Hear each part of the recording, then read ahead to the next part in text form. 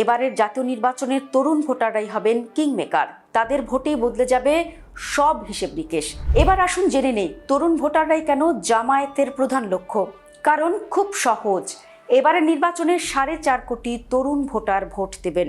বিগত সময়ে ভোট নিয়ে তাদের অনীহা থাকলেও ত্রয়োদশ নির্বাচনে নিজেদের পছন্দের প্রতিনিধি কিংবা নেতা নির্বাচন করতে তাদের বড় একটি অংশ ভোট দেবেন, সেটি নিশ্চিত।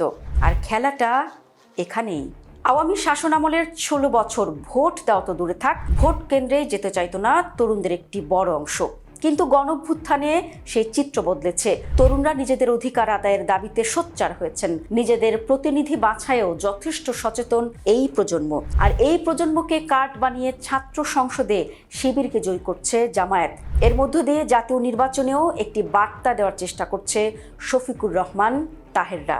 শিবিরকে সামনে রেখে জামায়াতের এই কৌশলে শাখের করাতের মুখে পড়েছে বিএনপি। এর বড় কারণ হলো তারেক রহমানের স্বদেশ প্রত্যাবর্তনের আগে ডাকসু, জাকসু, রাকসু, চকসু নির্বাচন হয়েছে। এসব ছাত্র সংসদে নামমাত্র আসন ছাড়া কিছুই জোটেনি ছাত্র দলের কপালে।